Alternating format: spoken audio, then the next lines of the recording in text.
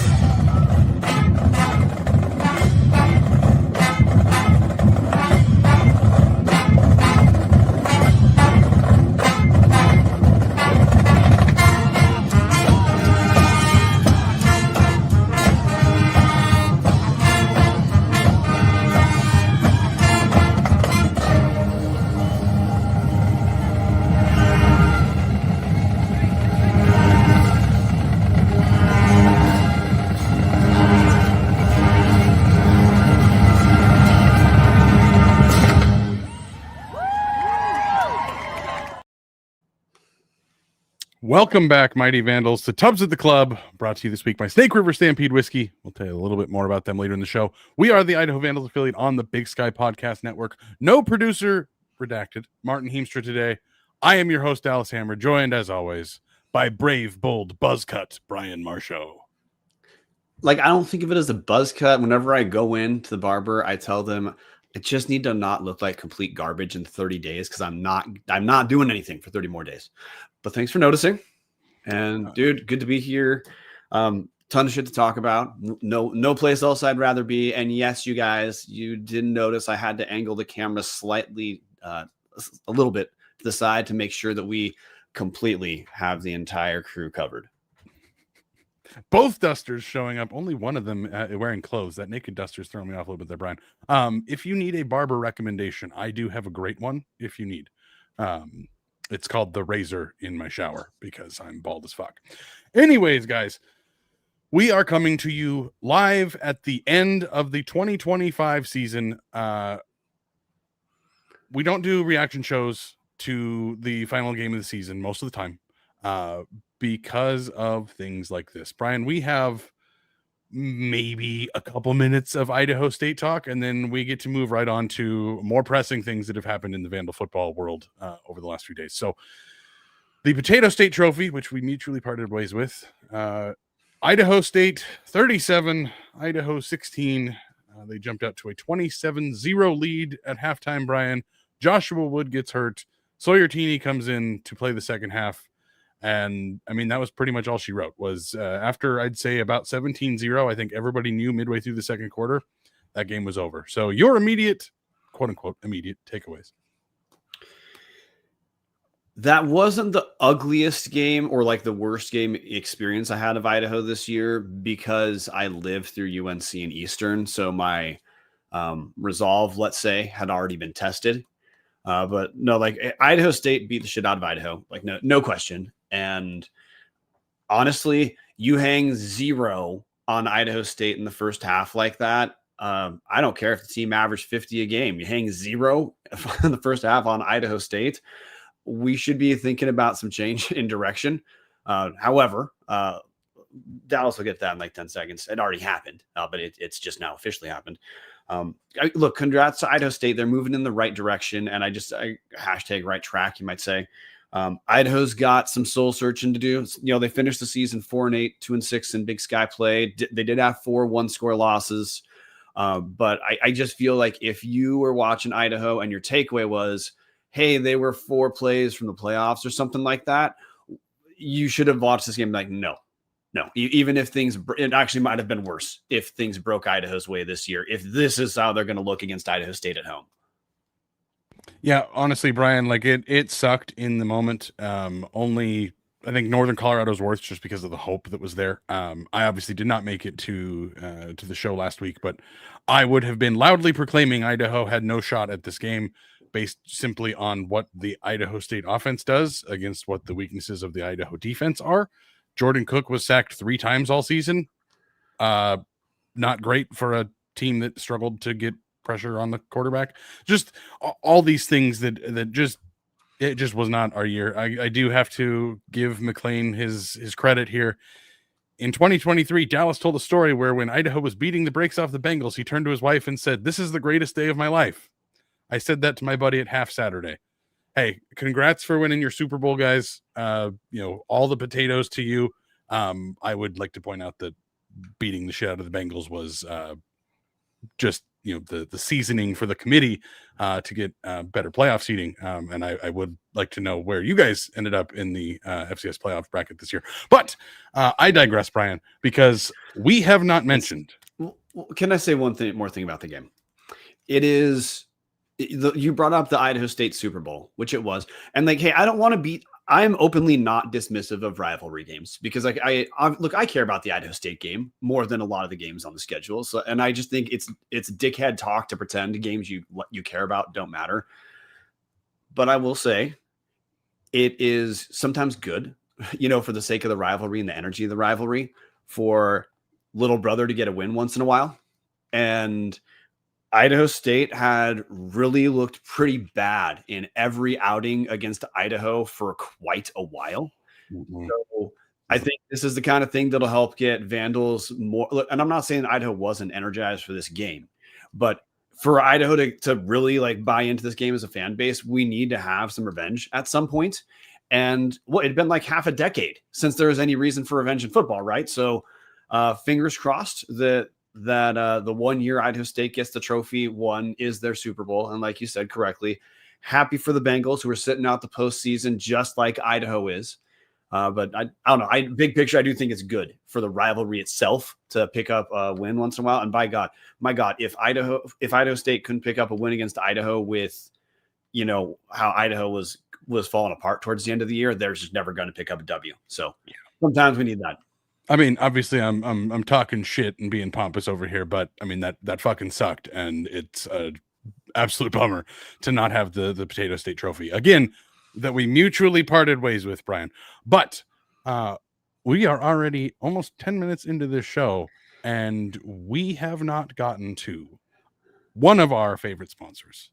Hughes River Expeditions has been vandal owned and operated since 1976, and they're ready to take you on the vacation of a lifetime. Enjoy a multi-day trip down the middle fork of the Salmon. Oh, why did that happen? There it goes.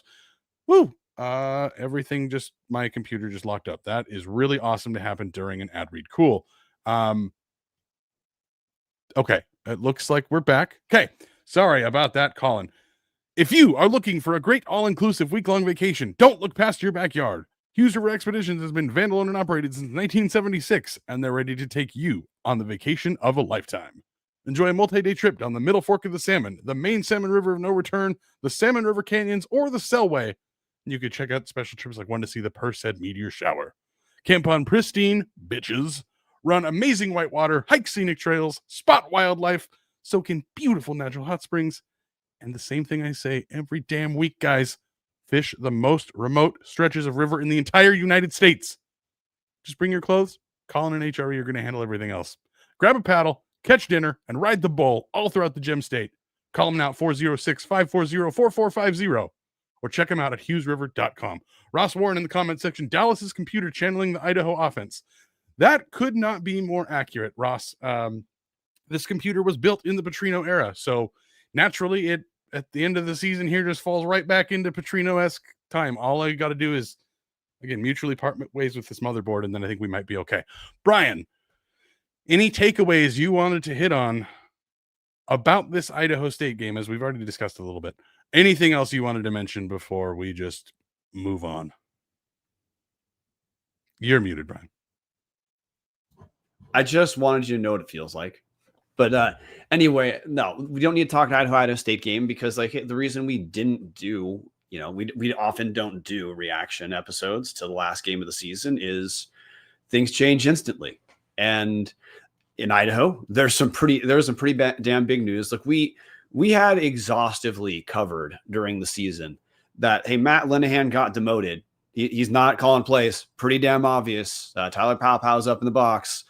Obviously, that means that means someone else is calling plays, right? Well, Matt Linehan made an announcement today on his Twitter, which people had already noticed, and again, everyone already knew he was no longer the OC at Idaho. If you get demoted midseason, you are not the OC going forward. You are fired from that position. Yeah, if you're finding out right now that Matt Linehan is no longer the offensive coordinator, I highly encourage you to listen to Tubbs at the club more.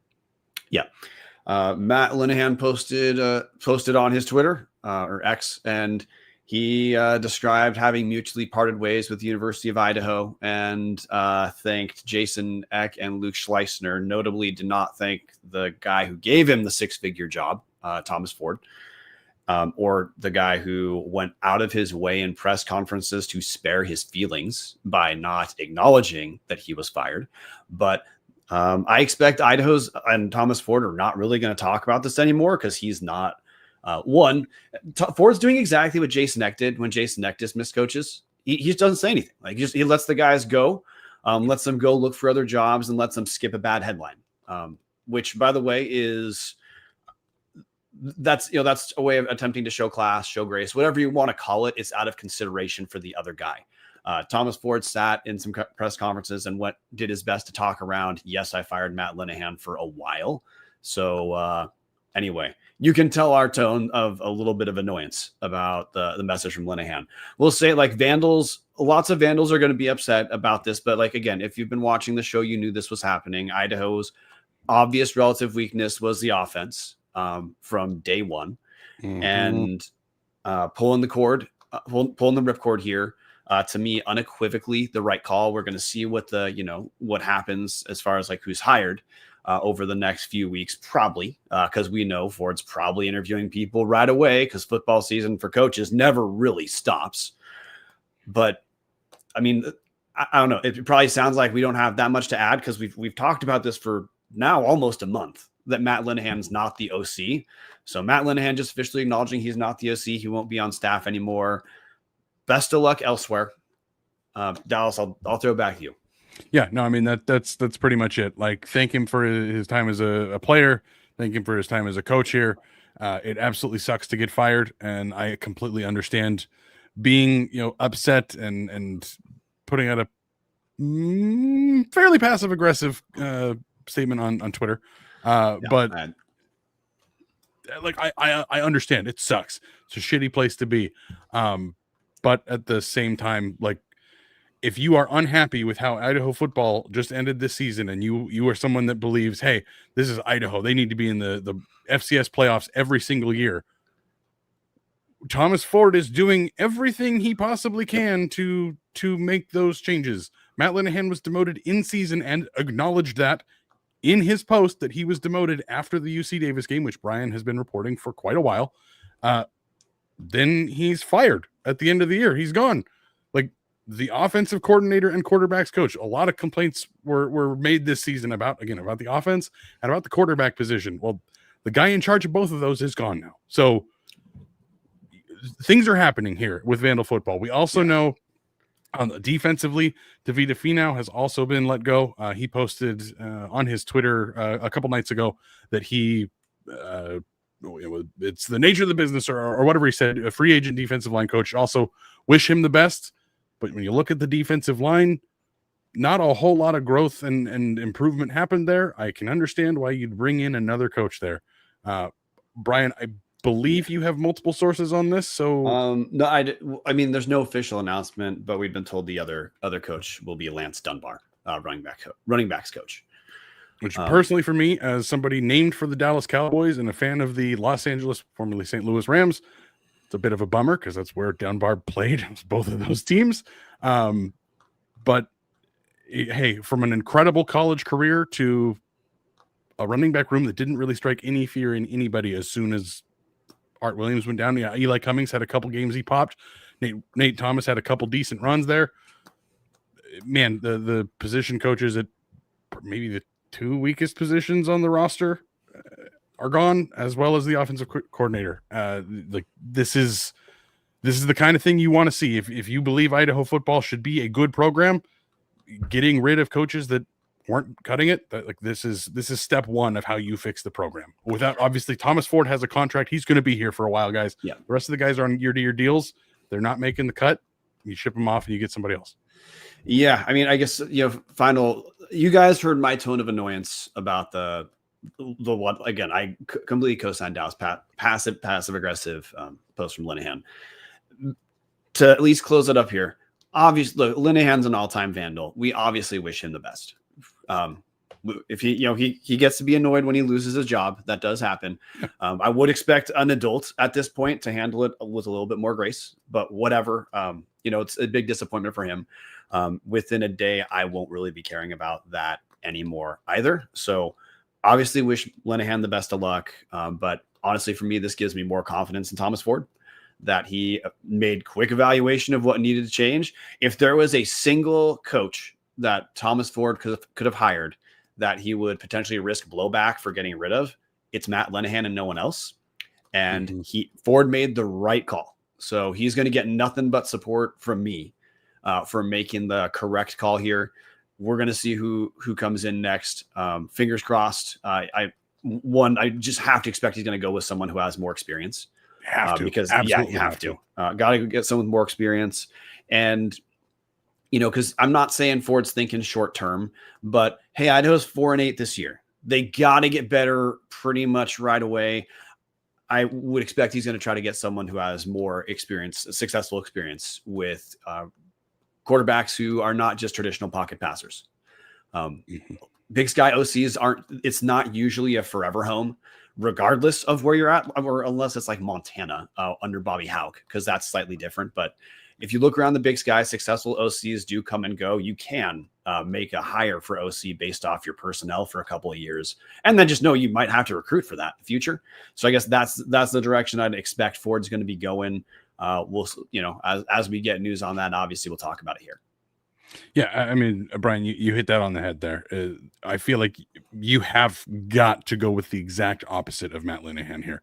Matt Linehan had not been a quarterbaacks coach. He had not been an offensive coordinator. He had not called plays at any level. He had not been, the boss of 4 or 5 other coaches that are, reporting to you as the offensive coordinator. You have got to go get a guy with some experience. Maybe that's experience at this level. Maybe it's experience at D2. Maybe it's an FBS drop down, whatever it may be. You have got to get somebody in that room that has some experience. So yes, there are, we talked about it at length for the Sac State preview. There are multiple coaches on staff right now that have been have been offensive coordinators at both FCS schools or D2 schools. Like, there are guys on the staff with experience, but I personally, I'm looking for Mr. Outside Hire here all the way. We'll see what happens, but I think that's probably only a good sign for Thomas Ford if the hire does come from outside of what is currently here. It shows that the guy is out there trying to find ways to make this football program better. I think it is inconceivable that he doesn't at least give Sheldon Cross and Tyler Pow a minute of consideration, because they're already here. But I'm with you. I think this needs. I would like an out of house hire for this. Yeah. Anyway, if I really think a guy who has some D1 experience, some successful D1 experience would be big, or successful D2 experience. Because if you're going to take an OC job like this, there's a few different templates. You have inexperienced guy working his way up, older guy working his way down, kind of like Brent Peace, or someone in the middle who's maybe their career is kind of bounced up and down as far as what their experience is. But anyway, I think out of house is the right thing. I think a fresh set of eyes who can come in here and evaluate the team for what they are, with no background on like the narrative of the team and no background on the expectations the team had, and just walk in, say, okay, new guys to work with. Here's what we're doing. Yep. As Ross Warren says in the comment section, Ford needs an experienced offensive coordinator, both to run the offense and to tell Ford things he may not want to hear. I mean, and that's the risk you run, right? When you run into hiring a guy that has no experience as a coordinator at any level, and really no experience as a quarterbacks coach, other than, again, his 2 years as a grad assistant and then 3 years as the Vandal receiver coach. That's something you run into. Is I don't know if Matt Linehan did have the confidence to push back on Thomas Ford if needed. Again, we don't know the inner workings of that relationship, nor will we, unless one of us gets hired onto the football staff, which I don't think is going to happen anytime soon. But that's a very good point from Ross. I want a guy who's confident in what he's doing and has, again, enough experience. We talked about Sheldon Cross very briefly there. Sheldon Cross has been a Big Sky offensive coordinator at multiple schools, and then has also done it at Stetson as well. A guy like that has been an offensive coordinator in 3 different programs. That's a guy that can push back a little bit when he thinks he's right, or when he's got something he's trying to do. That's what I want to see out of the new guy. Is again, not saying they've got to combat the head coach, but man, if it's 4th and 1, I want an offensive coordinator that's going to come in here and say, look, this is exactly what the fuck we're going to do. This is how we're going to do it. You hired me to run this offense. This is what we're going to do. And it never felt like that, Brian, throughout most of this year. The offense obviously was disjointed and was I don't want to relitigate those first 10 games, because that was ugly. But yeah, well, no, like you're saying what would make sense here. Ford has been open about wanting to be a CEO style coach, which is to say he sounds like the kind of guy who, if you know what you're doing, and you can lead the offensive, so you can lead the offensive side of the ball. He's going to let you do your thing. He probably has some bullet points of, hey, this is some stuff that we need to see. Obviously, the head coach obviously has veto power. That's why they're the head coach. It's his team. It's his job. But you're describing what maybe wanting to hire someone who they've done it before successfully. So they've got a pretty good idea of how to make some things work at least at some sort of, Division 1 or Division 2 level. So no, I'm 100% with that. And just, I mean, that's Idaho's in this level now where, because Idaho didn't make the playoffs, we're essentially we're obviously in off season, but we're at the point of now a lot of the off season we're tracking is, hey, what changes so we can, have a reason to get excited again about next year, have a reason to say, okay, let's see how we can adjust expectations because something changed.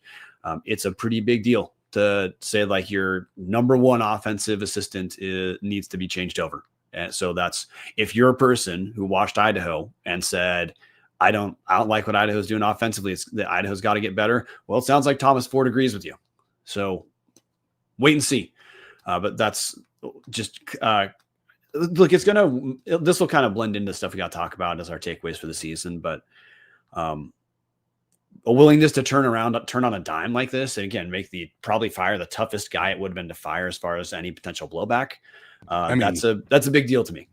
I mean, shit, Brian, how unhappy were some people in our, again, patreon.com/Tubs at the Club, the best place to talk Vandal football. There were a lot of people that were not very happy to hear that Matt Linehan was moving on, again, mutually parting ways with Idaho, to the point that you got a fair amount of pushback from people that just didn't want to believe it. And again, I understand why Matt is upset. I understand why people are upset that Matt's gone. He's an all-time Vandal legend. He's maybe not on the 5 best Vandal quarterbacks. He's certainly in the top 10. He's probably somewhere like 6 or 7. The guy's right there. He won a bowl game, like the absolute legend for his playing career. And then he comes back and he's on the X staff that, again, the 3 best years of Vandal football of my entire life. because there were 3 straight winning seasons, which we hadn't seen since before I was born.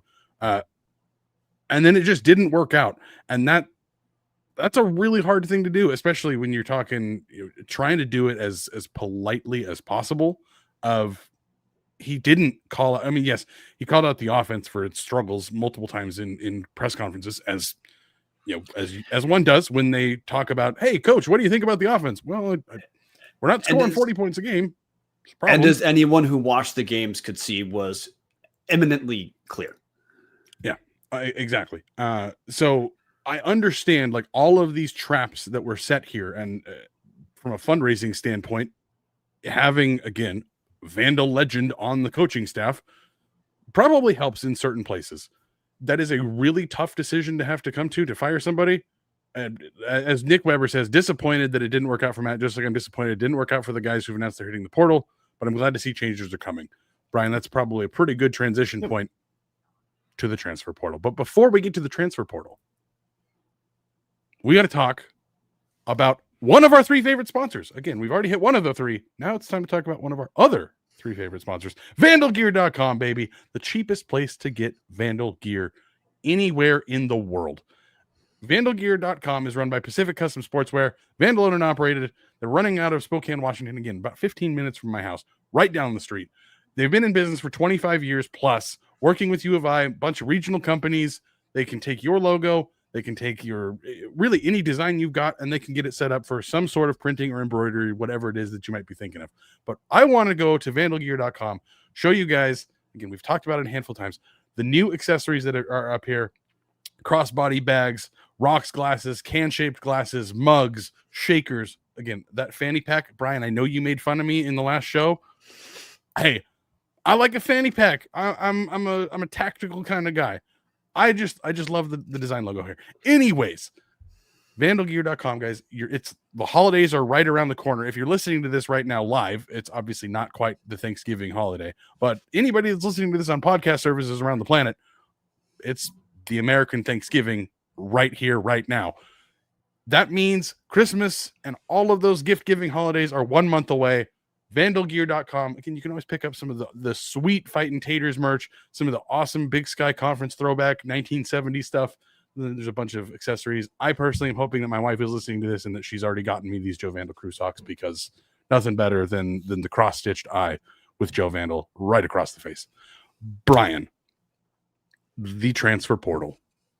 We know there's going to be more guys showing up, but right now we've had a handful of them, mostly in the quarterback room so far. I've got 4 that I'm aware of right now. Hey, just reference point. So 19 seniors graduated from the 2025 team. Thomas Ford has publicly acknowledged that at this point, the signing class is 19 freshmen. So that's essentially a 1-for-1 replacement. So portal, if Idaho's going to improve via the portal, it means some guys have to leave. We've talked on this show exhaustively as well, but just a reminder for everyone, it is very normal for a coach hitting his second year to, after year 1, try to keep roster continuity. Year 2, some guys are told if they want to play, they're going to have to go elsewhere. That's just completely normal. That's how it works. So right now, the 4 that I'm aware of in the transfer portal, as of our recording on November 25th at 7:23 p.m. Pacific time, we have running back Mark I. McKinnon, who rarely saw the field whatsoever. Did he see the field? I maybe like a play. I never registered a stat. Might have seen the field on a kickoff or some sort of special teams play, but yes. Running quarterback Rocco Koch, another quarterback Nick Josephek, and wide receiver who I believe was a preferred walk-on Davis Fry. So obviously the guy who had any sort of statistical impact this year out of those guys was Rocco Koch.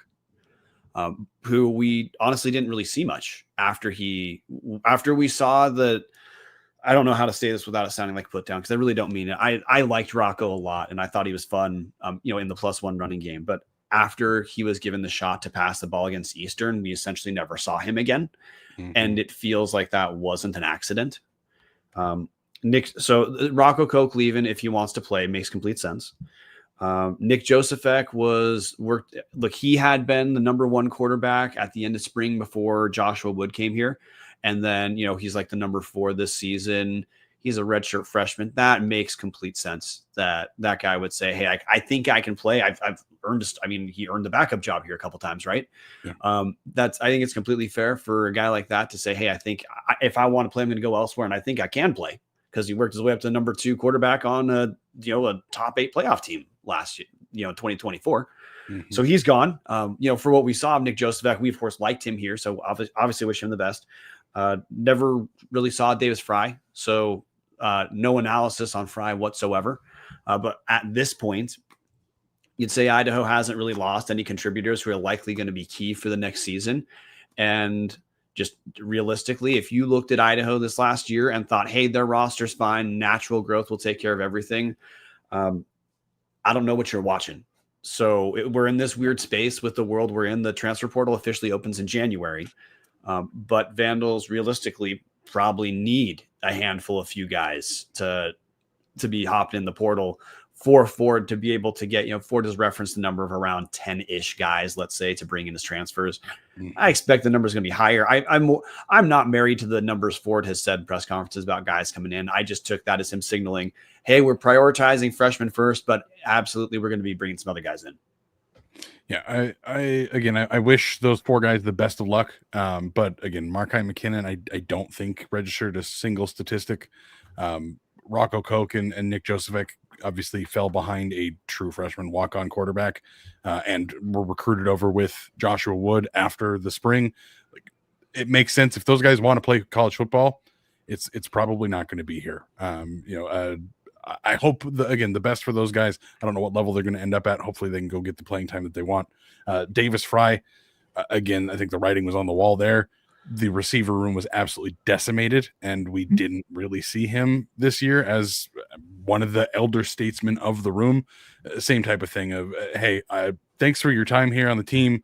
Sorry it didn't work out for you. I hope you're able to go play somewhere and have the college career you're looking for. But none of these right now are departures that are going to make realistic impacts on Idaho football in 2026, minus freeing up some roster spots.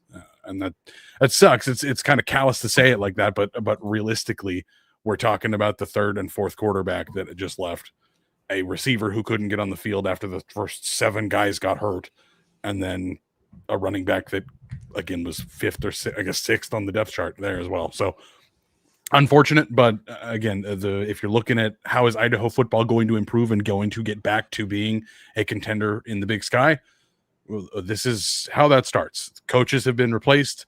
Guys that couldn't see the field are moving on and opening up spots for, again, that wild card of maybe you do hit on a transfer or you hit on a true freshman that takes that roster spot and shows up like Anthony Woods did and claims the running back room by himself out of absolute nowhere over a guy that, again, Roshan Johnson was a very good Vandal running back. Those types of things only happen when those roster spots open up. So yeah, Ross Warren in the comment section saying portal needs to address D-line, wide receiver, and running back. Co-signed there. Now, I do think that young wide receivers can potentially contribute faster. We saw that when Jason Eck was here at Jordan's Wire almost instantly. And Ford has talked about the upcoming signing class as the highest rated signing class in the school's history. So now, does that mean we expect, hey, these 19 guys are going to start? No, of course not. But is it conceivable that a skill position player like a running back or a wide receiver can pop as a freshman? Yes, it is. Dallas, I think you and me are probably on the same place here in that I feel that one of the sins that Idaho fandom and Tubbs at the club committed this year too was approaching the season from the premise of the new guys are good. And every interpretation followed from that until Northern Colorado. Yeah. So I just know I'm going to kind of go out of my way from here on out. I'm not trying to temper to not let people get excited or something like that. But my view on new guys is officially going to be, well, we know positions where they might be able to play. We got to see them before we round them up. Great example. This isn't to put down the guy who's on the Vandals, Donovan Parham. We absolutely appreciate the year he put in Idaho, but all off season, what we'd heard out of Vandal camp was Parham's going to be awesome. Parham's going to be awesome. Parham's going to be awesome. And He was a guy. That was it. So no put down. It's hard to be a starting D lineman on any D1 team, right? So that's Absolutely. A big deal. But it's different to sit, but that's not the same as saying, oh, hey, we think we have an all league guy here just because he came to Idaho. So we're wait and see on the new guys who come in. We'll probably have a wait and see approach on the new OC, whenever that guy's named. But I think that's kind of where Idaho is now with its fans, where you go 4-8, 2-6 in conference. Yes, there were a ton of one-score games. That's absolutely. I think people should acknowledge that. That's why I think Idaho. I graded the Big Sky as a whole with Colby Peterson yesterday. Gave Idaho a D. I do think of the teams who finished 4-8, 2-6. There's 4 of them. I like Idaho the best, but you don't get there without having some serious holes. Having the 4 one-score games tells you, I think, this team is maybe closer to 500-ish this year if you replay the season a few times, but 500-ish doesn't get to the playoffs. And 500-ish still could have you getting your ass kicked by Idaho State last game of the season at home.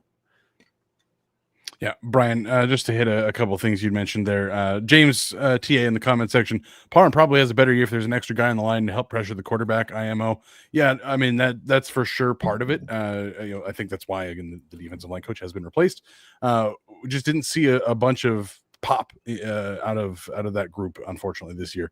We saw the Eck years just get decimated by defensive guys leaving and just reloading every single year. Donovan Parham comes in with 4 sacks last year at whatever East Coast FCS team he was on, comes in and puts up half a sack this year. Now, is that all on him? Certainly not, because we saw the lack of impact defensive tackles that Idaho had been kind of known for. The Dallas Afalavas of the world that did not just explode out of nowhere this year. A couple nice games from guys. Matthias McLean was probably the most consistent, had 13.5 tackles for loss. Like Matthias McLean, I think could start and play on probably most Big Sky schools. I don't know that a lot of the rest of the guys could have done that this year, especially at the teams that are in the playoffs or were in the playoff push. So just tough there. And it goes to show, like, man, progress isn't always linear. Donovan Parham, 4 sacks in his previous year. I thought, oh, hey, he's coming to Idaho, going to get him coached up. He's going to jump into this defense. Court Dennison's got this really nuanced, flashy, aggressive defense. Things are going to happen, and half a sack later, here we are at the end of the season, 4-8.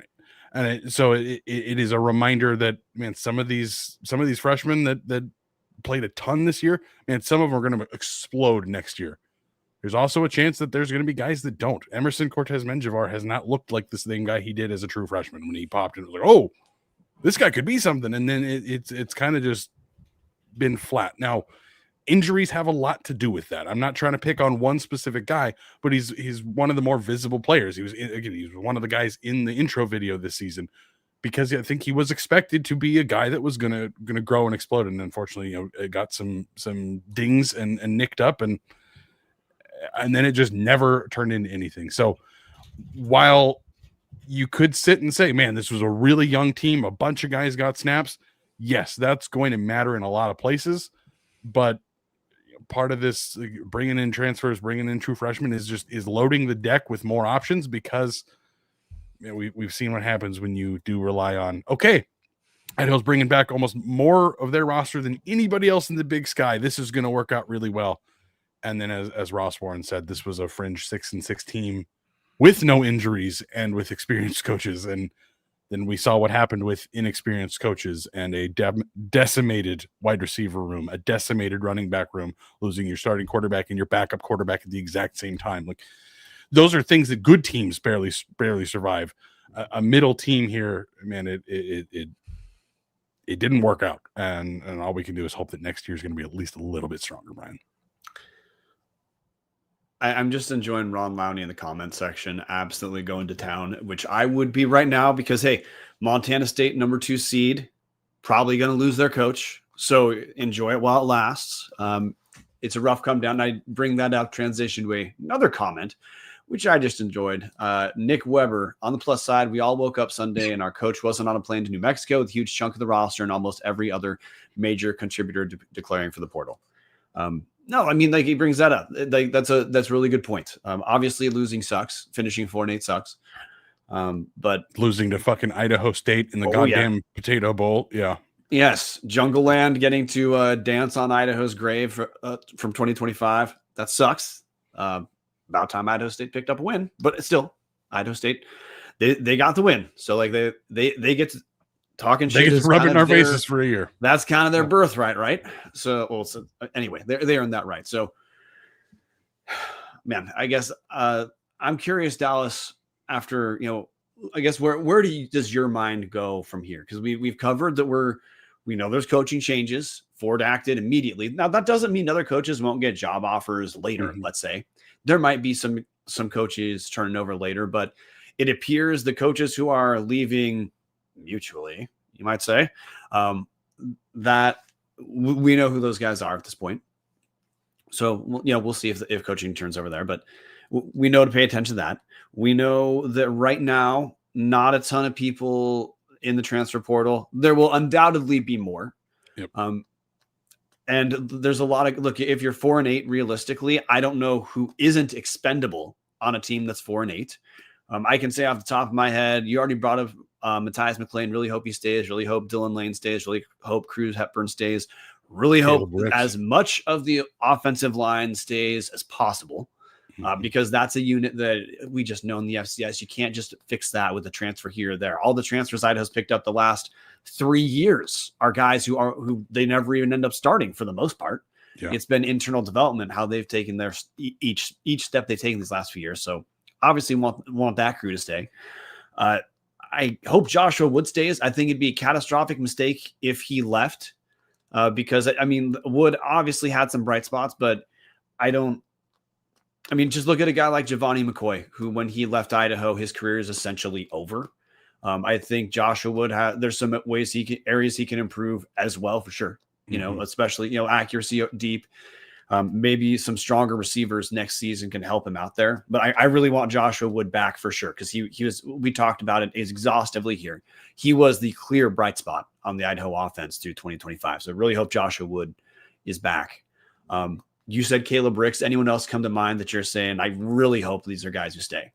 Aaron Kinsey, I can't imagine leaves after only getting a couple games, but it's another guy that I really hope sticks around.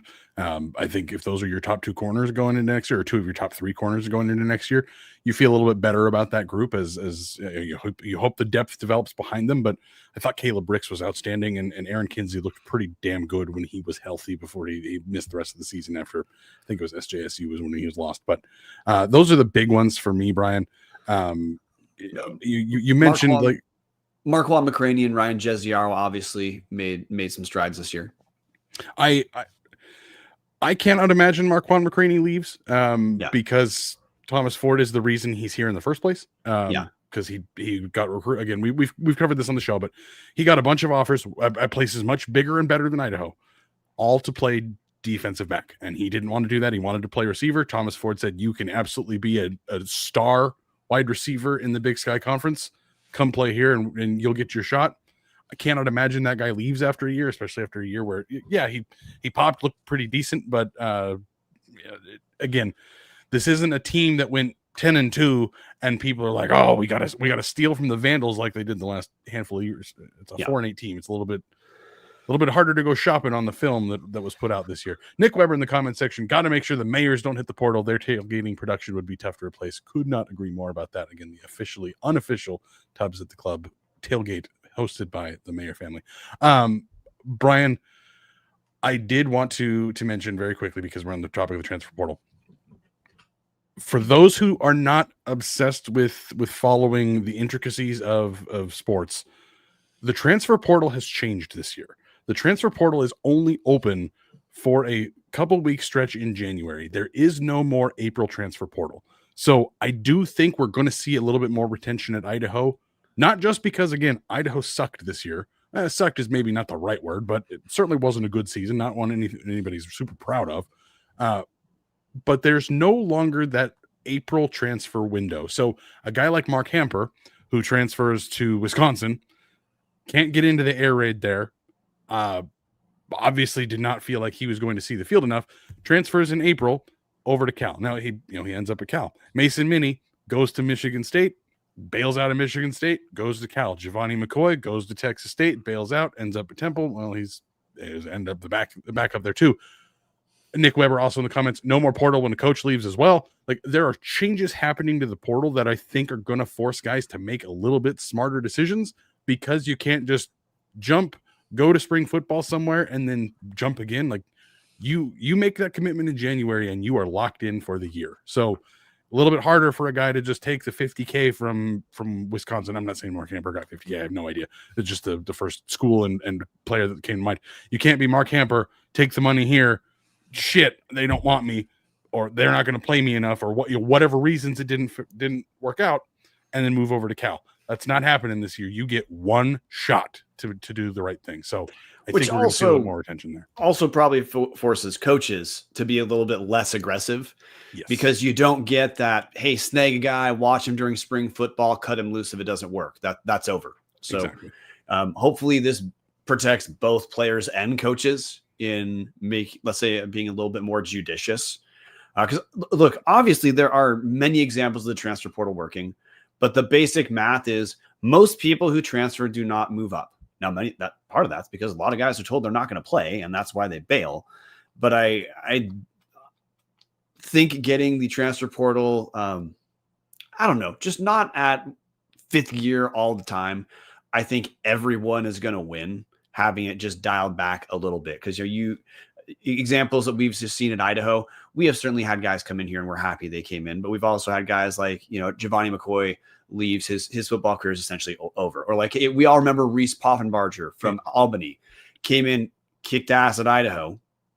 Giovanni did start at Oregon State for half a season. I do want to at least point that out. He did at least get the shot. Most guys don't get the shot, but anyway. Okay. He's an all-conference player, and he has like 3 starts left in his career after he leaves Idaho. Or like Reese Poffenbarger, the Albany quarterback, who's awesome against Idaho in the playoffs a couple years ago. He goes to Miami, doesn't play, goes to North Texas, doesn't play. I think we're starting, especially at quarterback, I think we're probably going to see some more judicious decision-making on guys leaving, especially if at an FCS school, you can at least give them enough to have them feel like they're getting something. Now, I will at least give it to Reese Poffenbarger. Committed to Miami, and they also brought in another quarterback who just so happened to be the number 1 pick in the NFL draft. There's shit like that I think is unavoidable for guys, but and Albany was absolutely awful in 2024. They might have been better if he'd stuck around. But Brian, there's so many of these cases. We've obviously just touched the Vandal adjacent ones. There are so many across the country where a guy gets some playing time, decides he's going to try at another school, and it just disappears. And that's devastating and sad and crushing. Like I can't imagine being saddled with like the guilt and the, like, not shame, but the wow, I fucked that up. Like I cannot imagine going through some of those decisions these kids go through and then finding out like, oh yeah, oh cool, I was an FCS All-American finalist for the Jerry Rice Award, and then I transferred to Miami in North Texas, and I got to sit on the bench and throw 14 passes over 2 years behind 2 teams that that went to bowl games and had great seasons. And if that's what you're looking for, great. Some guys are like that. Some guys just want to be in college football for the experience, part of the camaraderie, play a little bit when they can, and be involved with the team. Hell yeah. If that's what you're looking for, more power to you. But I think a lot of guys are looking for that playing time. And right now, this is the nice thing about Idaho being a 4-8 team. There's not a whole lot of position groups that I'd say all the playing time is accounted for. I don't know if I would say any of them are accounted for. I really like Joshua Wood. I think just a little bit of tweaks to the offense and get him some sort of continuity there. And again, a quarterback's coach with experience coaching quarterbacks. And I think you can dial in that touch just a little bit on those short passes. You can use the legs to get him out of the pocket when needed. And I think you can make a freewheeling offense that is going to score a ton of points. But as we've talked about, and other people have talked about, well, what if Joshua Wood leaves? If Joshua Wood leaves, he's going to go probably into a situation just like he did at Fresno State. He was trying to win the job. He didn't win the job. He dropped down to Idaho, did win the job. like it's just one of those things that Brian, I like Joshua Wood. I think Joshua Wood's going to be the quarterback next year. It wouldn't shock me if, let's say, there is a new offensive coordinator in, let's say, and Nick Saban was a defensive guy. Let's say Nick Saban decides, hey, I'm going to come be the Idaho Vandal offensive coordinator. I want to coach offensive football for the first time and take a 900% pay cut. Maybe he brings in his own guy. Like, there is absolutely the potential for a quarterback competition there. But outside of that, and the offensive line, there is playing time to be found at just about every single position on this roster. Yeah, I mean, I think at quarterback, for there to be for what you're talking about, someone else would have to be brought in, because I think we saw when Joshua Wood wasn't playing. If we're only talking about the quarterbacks on this roster, it's pretty damn obvious why he was the number one quarterback. So there would have to be someone brought in for competition purposes, right? We'll see what Thomas Ford does in the portal. He, in public, did not make it sound like he's that concerned about bringing a quarterback in, because it sounds like, well, I mean, he has his returning starter, assuming Wood does not leave. We'll find out later if that turns out to be the case, right? And but if you were to inventory the needs of Idaho right now, if Wood's back, there's a lot of areas that need to be upgraded way before we're worried about that. I mean, like, I know because quarterback's an easy position to talk about, that's an easy thing to fixate. Joshua Wood was not why Idaho went 4-8. No. Are there things for him to improve? Yeah, obviously. It was his first year as a starter, so duh. And he's an FCS quarterback. Those guys aren't perfect. Yeah, exactly. There's no such thing as a perfect FCS quarterback. Absolutely. But I am much more concerned about having a receiving room, having guys who are A, healthy, and B, able to get open. The running back room, I mean, Art Williams is, until he's back, he's out. The running back room looks like it's a tabula rasa. So I mean, I know there's some recruits coming in, but like, hey, we got to get upgrades there. If we spent the entire season talking about D linemen not getting to the quarterback enough, McLean was easily the best at that. So not one to throw shade on McLean, but we need 3 McLeans. We need 4 McLeans, something like that. Or 2 if Dennison wants to play the 3-man front next year. Well, right. No, I'm talking about depth, of course. Or, if we could get guys where McLean suddenly becomes more like Zach Krotzer was during the Jason Eck years, where he is one of a few guys who are effectively getting to the quarterback. Hey, that's a way different team. I would consider that a radically more pressing need than quarterback, where we have a guy who, again, if things turn differently, he has the tools to be one of the best in the conference. Yeah. And I also, not to make this just the defend Joshua Wood hour, but, and I mean, no shade to the guys he was throwing to, but he wasn't throwing to Hayden Hatton and Jermaine Jackson and Jordan Dwyer and Mark Hamper, who were all either Vandal greats that were all conference players, or guys that moved on to Power 4 schools and saw the field at Power 4 schools. He was not throwing to guys like that. He was throwing to, again, ECM, who we talked about, got injured, never really made it up the path. Ryan Jesiaro, who was talked about as like, wow, this guy kind of came out of nowhere. Redshirt freshman that just kind of popped, and then he also unfortunately got hurt. Nolan McWilliams, true freshman, probably wasn't expected to see the field a whole lot this year. Like, just a completely different set of circumstances for the quarterback. And yes, you can say, well, he didn't look like he had the touch that McCoy had, and especially the Lane had. Sure. Don't know that we're going to see that a whole lot. Both of those guys did go on and play FBS football. Now McCoy's career didn't end up obviously the way he wanted it to. Jack Lane is doing just fine, taking New Mexico to what is going to be one of their best seasons in program history. Like, guys like that don't come through the FCS a ton. You see a guy like Ty Pennington, tearing it up at NAU. Well, he's probably not going to tear it up at many schools in the FBS, and that's the reality of it. You're going to have a quarterback with warts. If you don't have a quarterback with warts, he's either going to be Trey Lance and he's going to get drafted way too early in the NFL, or he's going to move on to the FBS where he can try to be drafted. That's not the case right now. Yeah. So hopefully we see, again, with a new offensive coordinator and a new quarterbacks coach, might be the same guy, might not be. Who knows how they set up the staff this year. There is reason to believe a guy like Kiali'i Ayat, who was fine for a good Montana program last year, and then hey, after another year of seasoning and depth and experience, he was one of the better passers in the Big Sky and looked a lot better than he did the previous year. Yeah, he's on the Walter Payton Award shortlist. Yeah. Now, part of that is also being the quarterback of a double-digit winning Montana team. That does help a lot. But there's reason to believe things can get better there. Now, again, you also go back to the same thing I said 30 minutes ago. Progression's not always linear. So quarterback competition, probably not the worst idea, but also if Thomas Ford has hitched his wagon to this guy, that's what's going to happen. Nick Weber in the comment section with the point I'm trying to make here. Malott wasn't a solid passer until the last year or two of his career. Hopefully Wood shows similar growth. I mean, Kevin Marshall, pushed back on me a little bit for saying Malott couldn't hit the fucking barn until his senior year. And obviously that was me exaggerating the point, but Tommy Malott was running a Montana State offense that was pretty damn good. And he was not much of a throwing quarterback. Like, you can find ways to make it work. As Sean Kramer says, if Wood leaves, we're in trouble, but it's not impossible to upgrade.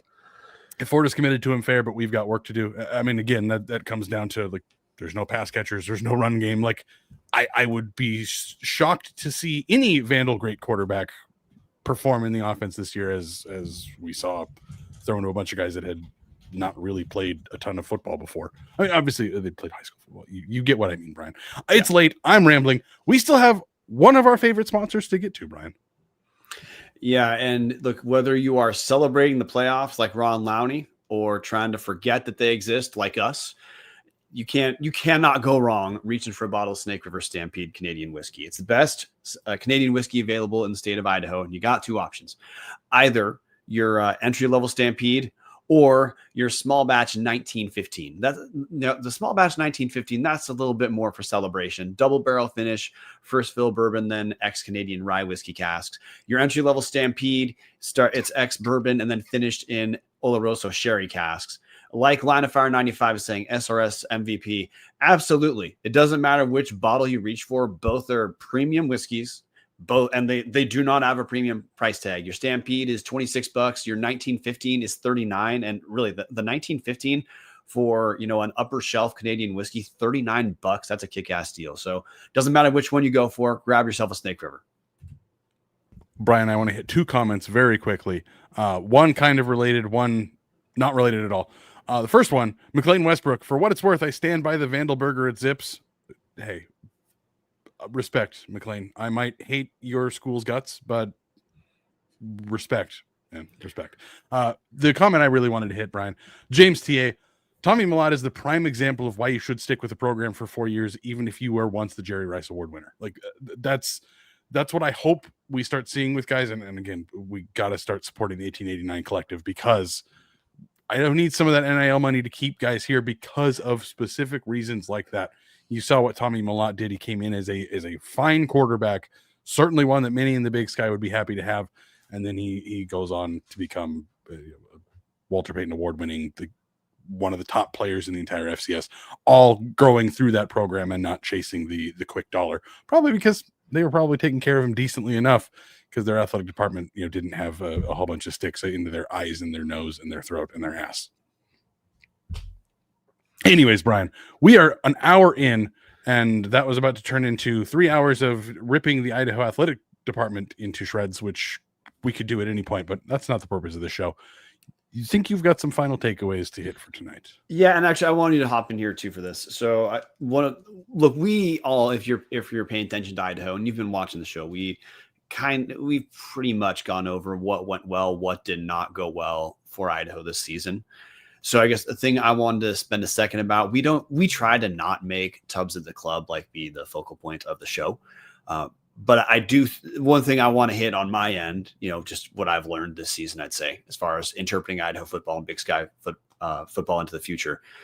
I feel there's a handful of things to hit here, and I feel that a lot of these are things that will resonate with Idaho fans. So I guess the premise I'm looking at here is not what did Tubbs get wrong, but how long did it take for us to figure out Idaho was not who we thought or hoped they were? And B, why did it take as long as it did?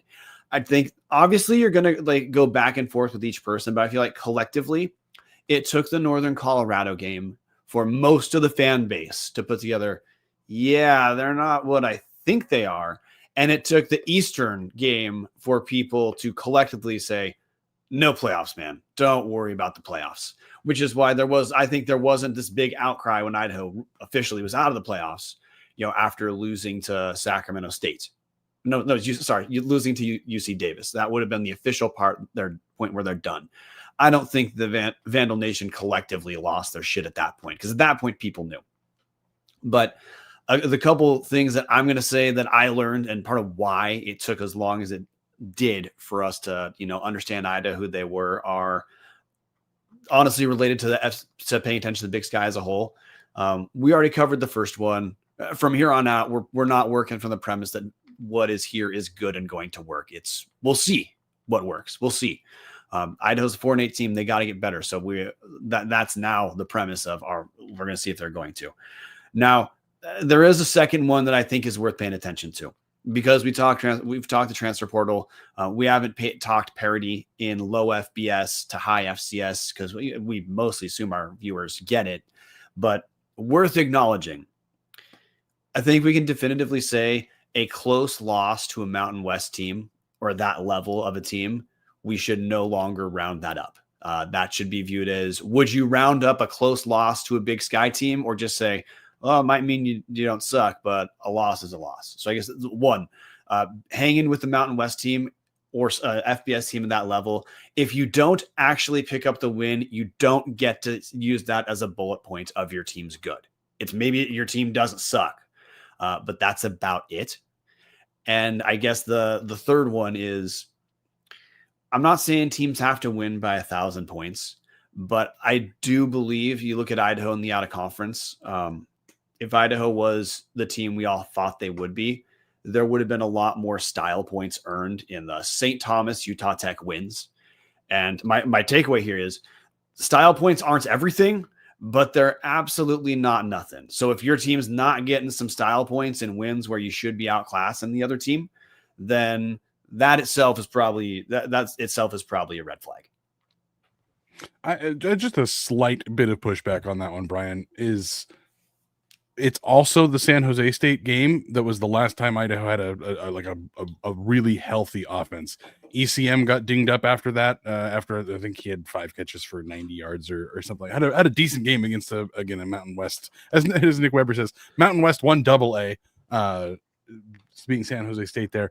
Art Williams was lost that game, and I honestly think that was the biggest loss of the season. Was you can't project when a guy's going to get hurt, but I do think that mattered at least a little bit. Of, hey, 3-point loss to Mountain West 1A Wazoo. Now, yes, first week of the season, a lot of times it's really hard to take things out of that, especially when they played the wrong quarterback. They moved to Eckhouse after the 3rd or 4th week and finally realized, hey, maybe the senior's the guy we should have been going with the whole time. Weird concept. St. Thomas was rough. Utah Tech was fine. And then again, another 3-point loss to an FBS school. It's easy to understand why you'd be going into Montana 2-2 with your 2 losses being 3-point FBS losses, thinking, okay, hey, shit, this team's hanging with everybody. We can see this work. And then again, the running game it didn't disappear after that, but it crumbled. Now, yes, there were certainly cracks in the foundation. Like you said, should have absolutely beat the piss out of Utah Tech. Now, other not great teams in the Big Sky also struggled to put Utah Tech away. So we were able to talk ourselves into that one. St. Thomas is a pretty good football program when they're not playing at Dakota State. Like, there were reasons for us to talk ourselves into all of that. But for me, the big one, Brian, was thinking, okay, these first 4 games are going to be Idaho working through some stuff and come around to the end of the year. The coaches are going to have ironed out some issues. Some growing pains are going to be cleaned up, thinking that was going to happen. And then it didn't. And Brian, we have breaking news from Taylor Cash in the comments of our Discord. I'm going to pull it up on the screen right now. Just for anybody that's watching. For anybody listening, Idaho has officially announced changes to their coaching staff. Reading this here, head coach Thomas Ford Jr. announced today that Matt Linehan, Lance Dunbar, and Tavita Finau will not return to Idaho's coaching staff in 2026. Quote from Thomas Ford in his statement, After reviewing our staff and team performance, we've decided to part ways with Coach Linehan, Coach Dunbar, and Coach Finau. I want to personally thank all of them for their service in our program this past season and for all they did for our student athletes. Difficult decisions like this are made with the best interest of our student athletes and the future of our program. I wish each of them nothing but success going forward. I guess I should have said best interest. I missed the word there. National search to replace each coach has already begun, and hirings will be announced at a later date. Brian, you're chuckling. Oh, man. No, I just, anyway,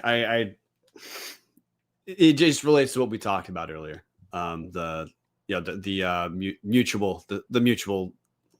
Mutually parting thing. Obviously this is a different story. Which, whatever, like, again, the big deal for Idaho is not the language of did we leave you or did we all leave together? Like, the big deal is that Idaho identified areas of need, and they're doing what you want a team that's 4-8 to do. If there's areas where they can get better at the coaching level, they got to do it. These guys like Thomas Ford, like, you only get to be a head. Your chance to be a head coach is a really limited time for most people's careers. And the scenario you walk into can, again, you don't get to pick it. You just show up, or the screen's freaking out. You just look, you get what you get. And if you don't capitalize on it in your narrow window, you might never become a head coach again. So no, like, this is exactly what he had. Like, Thomas Ford looking out for himself is looking out for Idaho. If Thomas Ford is successful at Idaho and moves on, all of us get to have a lot of fun for the next handful of years watching playoff games, right? So if this is what he needs to do, good. I also will say I don't mind him making, especially after we talk about Linehan's statement, not acknowledging the guy who gave him a shot to be an OC at all. I don't mind Idaho saying, like, yeah, we're not gonna just let this go. No, we're gonna say how things went. So the big picture is, if you wanted Idaho to change offensively like I did all year, I got what I wanted. So, we get the W there. We don't need to go further into what I was talking about takeaways necessarily. The minor difference I'd say with the Mountain West thing heading into Montana is more, look, a close Mountain West loss doesn't mean you suck. It's just like, hey, don't turn that into you assuming that means your team is for a fact good. You are right. No one should have watched Idaho versus WSU and San Jose State and thought they sucked. But we also probably shouldn't have said, hey, because of these games we lost, we should now expect we're going to beat a top 10 team. No, that's pretty spot on there, Brian. Again, would have loved to have seen what a fully healthy Vandal team would have been able to do this year, but name one team that stays fully healthy through a season. I will wait. Right. So, and that just sucks. Like, the depth was tested. The depth was not there this year. And that's what happens when the portal rips guys out of your program for years and years, and then your coach rat fucks you on the way out. That's just, unfortunately, it's what happens. So 2026, we already know 3 coaches are out. It's now official. If you've been following Tubs of the Club for a while, you knew at least one of those guys was gone weeks ago. We will keep coming back with transfer portal news, with coaching news as we get it. Brian, if people want to hang out and find out more about Vandal football, not just when we do these shows every week, but live in the moment and getting to talk with other people, patreon.com/Tubs of the Club. Just a cup of coffee or more. You can certainly give more, but just a cup of coffee a month to come get into the Discord, talk with a bunch of people, find out a lot of this news before we come to air with it, because that's where we break the stuff, is in the Discord. Brian, any final thoughts?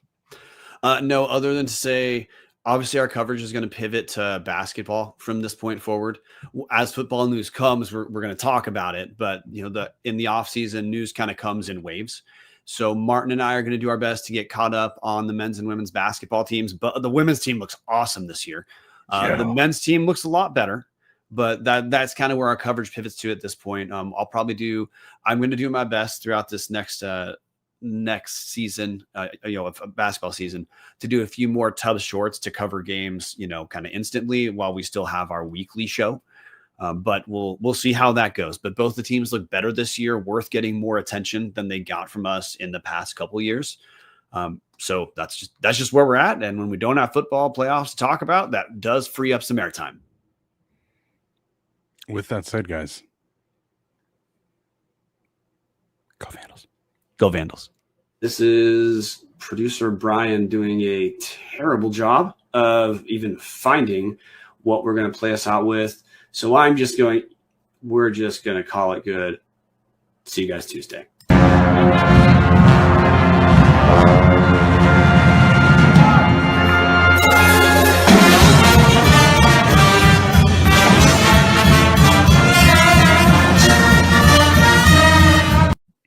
Motherfucker.